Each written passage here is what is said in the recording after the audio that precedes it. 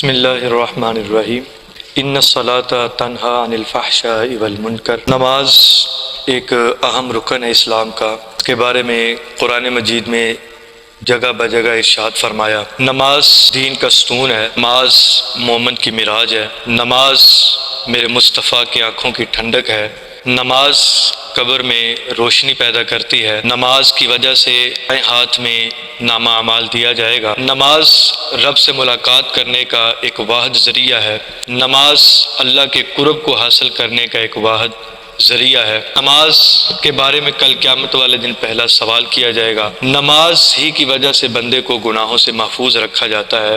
نماز مصطفیٰ کو ایک دیا گیا عظیم تحفہ ہے جو معراج کی رات اللہ نے عطا فرمایا۔ نماز مومن کی شان ہے۔ نماز اگر زندگی میں آ جائے تو بندے کے رزق میں اضافہ ہو جاتا ہے۔ نماز کا بندہ عادی بن جائے تو بندے کی عمر میں برکتیں آ جاتی ہے۔ نماز کا بندہ عادی بن جائے تو دعائیں قبول ہو جاتی ہیں۔ نماز کا بندہ پابند بن جائے اللہ رب العزت موت کی سختیوں سے اس کو آسانی فرما دیتا ہے۔ نماز موت کی سختیوں سے محفوظ رکھنے کا ایک ذریعہ ہے، اور سب سے بڑی بات یہ ہے رب اور بندے کے درمیان ملاقات کا ایک جو بہت بڑا ذریعہ ہے وہ نماز۔ کریم صلی اللہ علیہ وآلہ وسلم نے ارشاد فرمایا، حضرت عثمان بن مظعون رضی اللہ تعالی عنہ روایت کرتے ہیں، کریم صلی اللہ علیہ وآلہ وسلم کے ساتھ جا رہے تھے تو راستے میں ایک درخت آیا، حضور صلی اللہ علیہ وسلم نے اس درخت کی ٹہنی کو ہلایا اور وہ سوکھی ٹہنی اس کے پتے زمین پہ گر جاتے ہیں۔ حضور صلی اللہ علیہ وآلہ وسلم نے ارشاد فرمایا، صحابہ جانتے ہو جس طرح اس ٹہنی کے پتے گر گئے ہیں، حضور فرماتے ہیں جب بندہ مومن 5 نمازیں ادا کرتا ہے تو اسی طرح اللہ اس کے گناہوں کو گرا دیتا ہے۔ ایک روایت میں آتا ہے کہ حضور صلی اللہ علیہ وسلم نے ارشاد فرمایا، صحابہ جس کے گھر کے سامنے ایک نہر چل رہی ہو اور وہ بندہ دن میں 5 مرتبہ اس نہر کے اندر نہائے تو کیا اس کے جسم پہ میل رہ سکتی ہے؟ تو صحابہ نے عرض کی کہ یا رسول اللہ صلی اللہ علیہ وآلہ وسلم نہیں رہ سکتی۔ تو حضور نے فرمایا اسی طرح جو بندہ دن میں 5 نمازیں ادا کرتا ہے اس کے جسم پہ کوئی گناہ باقی نہیں رہتا۔ ایک روایت میں آتا ہے کہ حضور صلی اللہ علیہ وسلم ارشاد فرماتے ہیں جب بندہ وضو کر کے نماز پڑھنے کے لیے آتا ہے، چونکہ آپ جانتے ہیں کہ وضو کرتے وقت حضور نے فرمایا کہ ہاتھوں کے گناہ گر جاتے ہیں، جب وہ چہرہ دھوتا ہے تو چہرے کے گناہ جھڑ جاتے ہیں، جب وہ مسح کرتا ہے تو سر کے گناہ جھڑ جاتے ہیں، جب وہ پاؤں دھوتا ہے تو پاؤں کے گناہ یہ صغیرہ گناہ جھڑ جاتے ہیں۔ جب نماز کے ارادے کے لیے مسجد میں داخل ہوتا ہے، نماز پڑھنے لگتا ہے تو اللہ فرشتوں کو کہتا ہے کہ اس کے گناہ جو ہیں وہ اتار کے سائڈ پر رکھ دی، میری بارگاہ میں جب آئے تو یہ گناہوں سے پاک ہو کے آئے۔ جب وہ بندہ نماز ادا کر لیتا ہے تو اللہ رب العزت سے فرشتے عرض کرتے ہیں کہ مالک اب یہ جو گناہ ہم نے سائڈ پہ رکھے ہیں اس کا کیا کیا جائے؟ تو فرمایا کرنا کیا ہے، اب بندے کے گناہ اتار ہی دیے ہیں تو پھر اتار ہی دیے جاتے ہیں، واپس اس کے گناہ اس کے کندھوں پہ نہیں رکھے جاتے۔ نماز ایک ایسی عبادت ہے کہ جو بندے کو اللہ کے قریب کر دیتی ہے، اور حضور صلی اللہ علیہ وآلہ وسلم کی سب سے پسندیدہ عبادت نماز ہے۔ آپ جانتے ہیں نا کہ حضور صلی اللہ علیہ وآلہ وسلم جو ہے وہ ساری رات عبادت کرتے تھے، نماز پڑھتے رہتے تھے، اور اللہ رب العزت نے پھر کہا کہ یا ایھا المزمل قم اللیل الا قلیلا نصفہ او انقص منہ قلیلا، محبوب اے مزمل کی چادر والے آدھی رات عبادت کر لیا کر اور آدھی رات آرام فرما لیا کر، آپ کے پاؤں تھک جاتے ہیں تو میں خدا جو ہے وہ چاہتا ہوں کہ تو آدھی رات آرام فرما لیا کر۔ تو حضور صلی اللہ علیہ وآلہ وسلم کثرت سے نماز ادا کرتے تھے، اور روایت میں آتا ہے کہ جب بھی کبھی کوئی طوفان آتا، کوئی آندھی آتی، کوئی پریشانی آتی تو مصطفیٰ جان رحمت جو ہیں وہ نماز کے لیے کھڑے ہو جاتے اور نماز ادا کرتے۔ یہ پریشانیوں کو دور کرنے کا سب سے بڑا ذریعہ ہے۔ آج نماز سے دور ہوئے ہیں تو پریشانیوں نے ڈیرے لگا لیے ہیں۔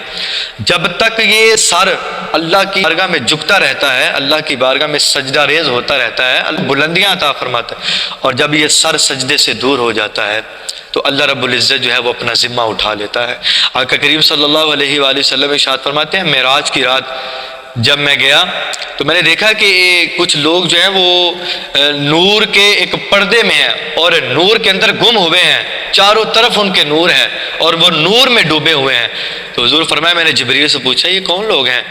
تو کہا گیا کہ یہ فرشتے ہیں۔ تو جبریل نے عرض کی کہ یا رسول اللہ نہیں، یہ فرشتے نہیں ہیں۔ تو حضور نے پوچھا یہ کون ہے کہ جو نور کے اندر ڈوبے ہوئے ہیں؟ تو حضرت جبریل کہتے ہیں کہ یا رسول اللہ صلی اللہ علیہ وآلہ وسلم، یہ وہ لوگ ہیں جن کے اندر 3 خصلتیں پائی جاتی. پہلی، یہ کثرت کے ساتھ اللہ کا ذکر کرتے تھے، اور دوسرا ان کے دل جو ہے وہ مسجدوں کے ساتھ لٹکے ہوئے تھے، مسجدوں کے بغیر ان کا گزارا نہیں تھا، اور تیسرا یہ میخیں تھی مسجد کی، نماز جب تک ادا نہیں کر لیتے تھے ان کو سکون نہیں آتا تھا.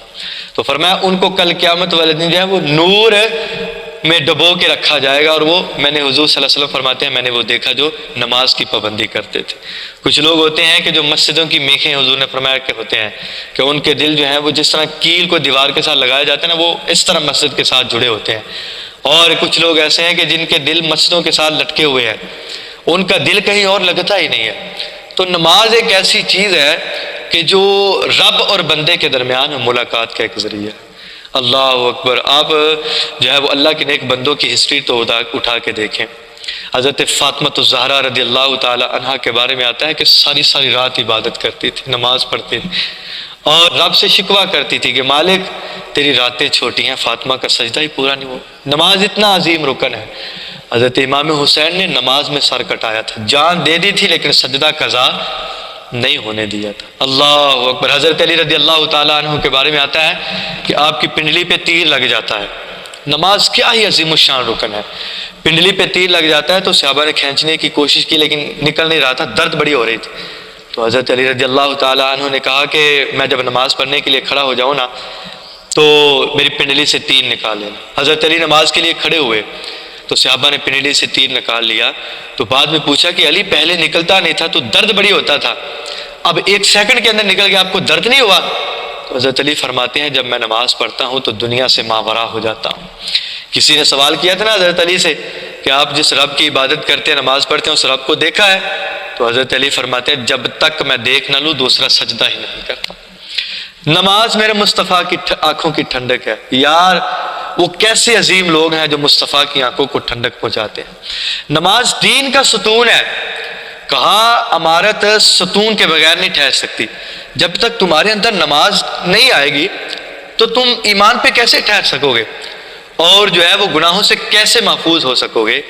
تو یہ نماز ایک ایسا عظیم رکن ہے کہ جس کے بارے میں اللہ رب العزت نے قرآن مجید میں ایک روایت کے مطابق علماء نے لکھا ہے 750 مرتبہ نماز کا حکم اللہ نے قرآن مجید میں نازل فرمایا. کل قیامت والے دن سب سے پہلا جو سوال ہوگا وہ بھی نماز کے بارے میں سوال ہوگا. اور فرمایا کہ یہ مصطفیٰ جان رحمت کا ایک عظیم تحفہ ہے جو اللہ نے معراج کی رات مصطفیٰ کو عطا فرمایا تھا.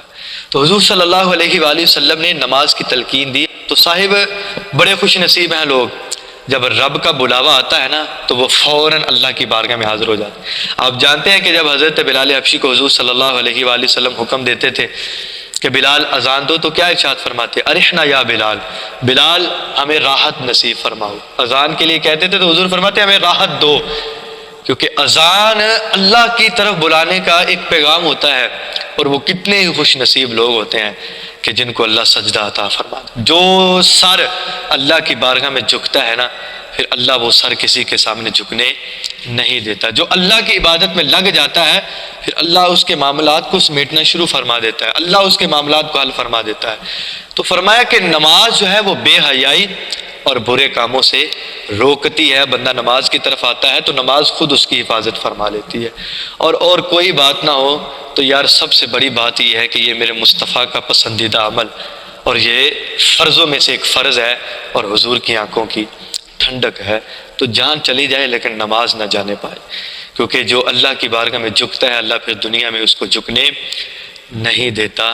اور کل قیامت والے دن سب سے پہلا سوال جو ہوگا وہ نماز کے بارے میں ہوگا. قبر کی روشنی ہے نماز، اور حشر کے سے جو ہے وہ نجات کا ذریعہ ہے نماز. حوض کوثر کا پیالہ پینے کا ذریعہ ہے نماز، اور دائیں ہاتھ میں جو ہے وہ نامہ اعمال ملنے کا ذریعہ ہے نماز. پل صراط سے آسانی سے کے ساتھ گزرنے کا ذریعہ ہے نماز. اور جس کو جنت کا دروازہ پکارے گا باب الصلاۃ کہ میرے سے گزر، وہ نمازیوں کو بلائے گا. اللہ نماز با جماعت پابندی سے ادا کرنے کی توفیق عطا فرمائے. آمین. واخر دعوانا الحمدللہ.